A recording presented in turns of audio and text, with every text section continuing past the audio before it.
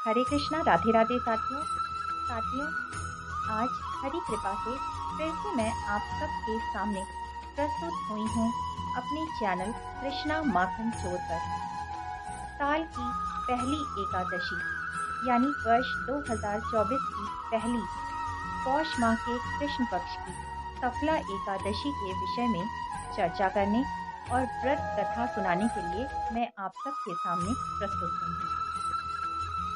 साथियों, सफला एकादशी का व्रत वर्ष 2024 में 7 जनवरी 2024 दिन रविवार को रखा जाएगा।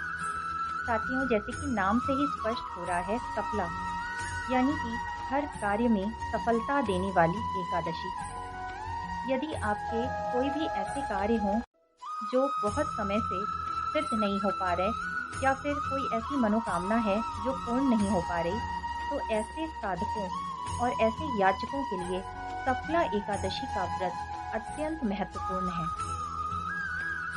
साथियों, एकादशी का हर व्रत अत्यंत महत्वपूर्ण होता है, लेकिन सफला एकादशी सभी कार्यों में हमें सफलता दिलाती है, विजयी बनाती है। यदि इस व्रत को पूर्ण तरह से विधि विधान से रखा जाए तो निश्चित ही हमें हर कार्य में सफलता प्राप्त होती है। साथियों, जहाँ ये 2024 की पहली एकादशी है, वही हर कार्य में सफलता दिलाने वाली भी एकादशी यही है, सफला एकादशी। इस एकादशी में नारायण भगवान की पूजा अर्चना की जाती है, भगवान के अच्युत रूप को पूजा जाता है। साथियों, रविवार का दिन है तो सूर्य देव को जल भी जरूर से अर्पित करें। अब रविवार का दिन है तो तुलसी माता को जल तो वैसे ही नहीं दिया जाता, और याद दिला दूं, एकादशी के दिन तुलसी माता का निर्जला व्रत होने के कारण जल नहीं दिया जाता, और रविवार के दिन तुलसी में दीप भी नहीं जलाया जाता, तो दीप भी ना जलाएं क्योंकि रविवार का दिन है। साथियों, एकादशी का दिन अत्यंत महत्वपूर्ण और पावन दिन होता है, क्योंकि एकादशी का एक नाम हरिवासर भी होता है, यानी श्री हरि के वास का दिन। तो ये दिन अत्यंत पावन और महत्वपूर्ण होता है। इस एक दिन को पूरी तरह से प्रभु के श्री चरणों में समर्पित करते हुए बिताएं। हम सब गृहस्थ जीवन में हैं, अनेक सांसारिक जिम्मेदारियां हैं, लेकिन इसी तरह से समय निकल जाएगा और हमारा बुढ़ापा आ जाएगा, और कल का ही पता नहीं तो बुढ़ापे का क्या पता। फिर हम इस अवस्था में रहेंगे भी कि नहीं रहेंगे कि हम व्रत कर सकें। तो साथियों, इस समय को बर्बाद मत करिए। जिस भी समय आपके मन में आए एकादशी का व्रत करिए, क्योंकि हमें सांसारिक जिम्मेदारियों के साथ अपने ऊपर के बैंक बैलेंस को भी बढ़ाना है, और यही विशेष तिथियां हैं जिससे हम अपने कर्मों को सुधार कर ऊपर अलग लोक में भी अपना अच्छा स्थान प्रभु के श्री चरणों में बना सकते हैं। आइए साथियों, एकादशी व्रत नियमों की चर्चा कर लेते हैं। साथियों, एकादशी 3 दिन का अनुष्ठान होता है, यानी ये व्रत दशमी तिथि से शुरू हो जाता है। दशमी तिथि को किसी भी हाल में तामसिक भोजन ना करें, और रात्रि का भोजन शाम के 5 बजे तक हर हाल में कर लें, अर्थात सूर्यास्त से पहले आपको रात्रि का भोजन कर लेना है। अगर आपको सूर्यास्त के बाद भी भूख लगती है तो आप फलाहार ले सकते हैं। उसके बाद अगले दिन यानी एकादशी तिथि के दिन सुबह ब्रह्म मुहूर्त में उठ जाएं और नहाने के पानी में गंगा जल मिला लें, क्योंकि इससे आपको नदी स्नान करने जितना पुण्य फल प्राप्त होता है। तो नहाने के पानी में गंगा जल और काले तिल मिलाकर स्नान कर लें। फिर पूरे घर में गंगा जल के छींटे दे दें, और मुख्य द्वार पर हल्दी और गंगा जल मिलाकर स्वास्तिक बना लें। साथियों, फिर प्रेम भाव से अपने प्रभु को उठाएं। प्रभु को पंचामृत नहीं तो ताजे जल में ही गंगा जल, काले तिल, इत्र, पुष्प आदि मिलाकर प्रभु को स्नान कराएं। प्रभु के लिए पूजा में 16 तरह की चीज़ों का संग्रह करें। ऋतुफल, नींबू, केले, जो भी आप कर सकते हैं, 16 तरह की चीज़ें जुटाकर प्रभु की पूजा अर्चना करें। प्रभु को धूप, दीप, तुलसी दल, जल, फल आदि अर्पित करें। फिर सफला एकादशी व्रत कथा का पठन या श्रवण अवश्य ही करें। साथियों, जो लोग व्रत नहीं कर सकते वो भी सफला एकादशी व्रत कथा का पठन या श्रवण अवश्य ही करें। सभी एकादशियों में व्रत कथा का पठन श्रवण करने से हमें अश्वमेध यज्ञ करने जितना पुण्य फल प्राप्त होता है। तो जो लोग व्रत नहीं कर सकते वो कम से कम एकादशी के दिन पूजा पाठ करके एकादशी व्रत कथा को जरूर पढ़ा या सुना करें। साथियों, फिर कुंज बिहारी की आरती के साथ एकादशी माता की आरती भी अवश्य ही गाएं। हरे कृष्णा महामंत्र का जाप करें, गीता पाठ करें, विष्णु सहस्त्रनाम का पाठ करें और कुछ नहीं तो अपने ही मन में हरे कृष्णा, राधे कृष्णा, जो भी आपको उचित लगे अपने प्रभु का नाम जाप करें। पूरा दिन पॉजिटिव रहें और किसी भी तरह की हिंसा ना करें। कोई लड़ाई झगड़ा, ईर्ष्या, द्वेष आदि ना करें, क्योंकि इससे व्रत का फल बहुत कम हो जाता है। पूरा दिन प्रभु के श्री चरणों में बिताएं। उसके बाद अगले दिन यानी द्वादशी तिथि के दिन सुबह जल्दी उठकर नहा धोकर पूजा पाठ करके नियत समय में पूजा पाठ, दान पुण्य आदि करके अपना व्रत खोलें। साथियों, तुलसी काष्ठ यानी कि जो पौधा तुलसी का सूख जाता है, आजकल वैसे भी जाड़े का समय है, तुलसी का पौधा अगर आप केयर नहीं करेंगे तो सूख जाएगा। अगर किसी कारणवश केयर करने के बाद भी तुलसी का पौधा सूख जाए तो उसे फेंकिए मत, उसे रख लीजिए और उस तुलसी काष्ठ से प्रभु के लिए दीप दान करिए। प्रभु को उसका धूप दिखाइए और प्रभु का नैवेद्य उसी तुलसी काष्ठ में बनाइए। उसका मेरू के समान आपको पुण्य फल प्राप्त होगा। साथियों, तुलसी काष्ठ का प्रयोग प्रभु की पूजा अर्चना, यज्ञ, हवन, जो भी विशेष तिथियां आती हैं उसमें दीपदान आदि तुलसी काष्ठ से अवश्य ही करें। और किसी की भी मृत्यु शैया देखिए तो उस पर तुलसी काष्ठ अवश्य ही रखिए। ऐसा करने से उस व्यक्ति को, चाहे उसने जितने भी पाप जीवन भर किए हों, उसे सीधे सीधे वैकुंठ की प्राप्ति होती है।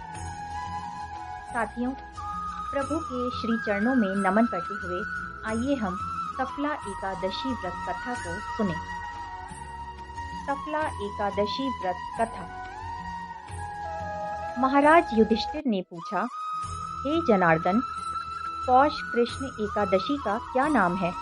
उस दिन कौन से देवता का पूजन किया जाता है और उसकी क्या विधि है? कृपया मुझे बताएं। भक्त वत्सल भगवान श्री कृष्ण कहने लगे कि धर्मराज, मैं तुम्हारे स्नेह के कारण तुमसे कहता हूँ कि एकादशी व्रत के अतिरिक्त मैं अधिक से अधिक दक्षिणा पाने वाले यज्ञ से भी प्रसन्न नहीं होता हूँ। अतः इसे अत्यंत भक्ति और श्रद्धा से युक्त होकर करें। हे राजन, द्वादशी युक्त पौष कृष्ण एकादशी का महात्म्य तुम एकाग्रचित होकर सुनो। इस एकादशी का नाम सफला एकादशी है। इस एकादशी के देवता श्री नारायण हैं। विधि पूर्वक इस व्रत को करना चाहिए।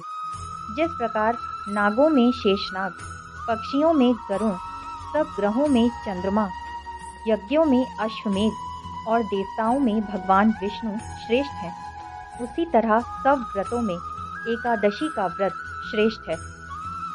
जो मनुष्य सदैव एकादशी का व्रत करते हैं वो मुझे परम प्रिय हैं। अब इस व्रत की विधि कहता हूँ। मेरी पूजा के लिए ऋतु के अनुकूल फल, नारियल, नींबू, नैवेद्य आदि 16 वस्तुओं का संग्रह करें। इस सामग्री से मेरी पूजा करने के बाद रात्रि जागरण करें। इस एकादशी के व्रत के समान यज्ञ, तीर्थ, दान, तप तथा और कोई दूसरा व्रत नहीं है।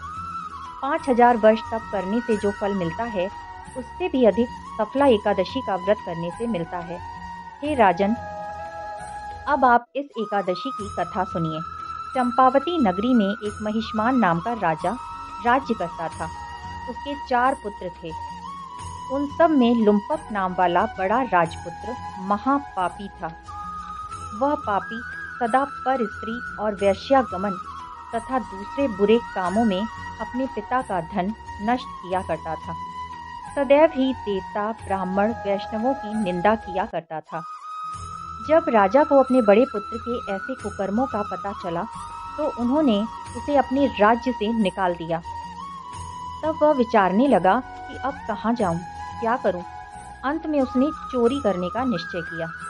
दिन में वो वन में रहता और रात्रि को अपने पिता की नगरी में चोरी करता तथा प्रजा को तंग करने और उन्हें मारने का कुकर्म करता। कुछ समय पश्चात सारी नगरी भयभीत हो गई।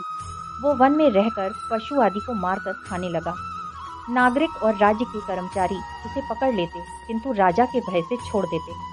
वन के एक अति प्राचीन विशाल पीपल का वृक्ष था। लोग उसकी भगवान के समान पूजा करते थे। उसी वृक्ष के नीचे वो महापापी लुम्पक रहा करता था। इस वन को लोग देवताओं की क्रीड़ा स्थली मानते थे। कुछ समय पश्चात पौष कृष्ण पक्ष की दशमी के दिन वो वस्त्रहीन होने के कारण शीत के चलते सारी रात्रि सो नहीं सका। उसके हाथ पैर अकड़ गए। सूर्योदय होते होते वह मूर्छित हो गया। दूसरे दिन एकादशी को मध्याह्न के समय सूर्य की गर्मी पाकर उसकी मूर्छा दूर हुई। गिरता पड़ता वह भोजन की तलाश में निकला। पशुओं को मारने में वह समर्थ नहीं था अतः पेड़ों के नीचे गिरे हुए फल उठाकर वापस उसी पीपल वृक्ष के नीचे आ गया। उस समय तक भगवान सूर्य अस्त हो चुके थे। वृक्ष के नीचे फल रखकर कहने लगा, हे भगवान, अब आपके ही अर्पण हैं ये फल, आप ही तृप्त हो जाइए। उस रात्रि को दुख के कारण नींद भी नहीं आई। उसके इस उपवास और जागरण से भगवान अत्यंत प्रसन्न हो गए और उसके सारे पाप नष्ट हो गए। दूसरे दिन प्रातः एक अति सुंदर घोड़ा अनेक सुंदर वस्तुओं से सजा हुआ उसके सामने आकर खड़ा हो गया। उसी समय आकाशवाणी हुई कि हे राजपुत्र, श्री नारायण की कृपा से तेरे पाप नष्ट हो गए। अब तू अपने पिता के पास जाकर राज्य प्राप्त कर। ऐसी वाणी सुनकर वो अत्यंत प्रसन्न हुआ और दिव्य वस्त्र धारण करके भगवान आपकी जय हो कहकर अपने पिता के पास गया। उसके पिता ने प्रसन्न होकर उसे समस्त राज का भार सौंप दिया और वन का रास्ता लिया। अब लुम्पक शास्त्रानुसार राज्य करने लगा। उसके स्त्री पुत्र आदि सारा कुटुंब भगवान नारायण का परम भक्त हो गया। वृद्ध होने पर भी वह अपने पुत्र को राज्य का भार सौंपकर वन में तपस्या करने चला गया और अंत समय में वैकुंठ को प्राप्त हुआ। अतः जो मनुष्य इस परम पवित्र सफला एकादशी का व्रत करता है उसे अंत में मुक्ति मिलती है। जो इस व्रत को नहीं करते वे पूंछ और सींगों से रहित पशुओं के समान हैं। इस सफला एकादशी के महात्म्य को पढ़ने से अथवा श्रवण करने से मनुष्य को अश्वमेघ यज्ञ का फल मिलता है। सफला एकादशी व्रत कथा संपूर्णम। तो साथियों, फिर से मिलेंगे मेरे चैनल कृष्णा माखन चोर पर। तो प्लीज़ इस चैनल को सब्सक्राइब कीजिए। वीडियो पसंद आया तो लाइक और शेयर कीजिए। राधे राधे।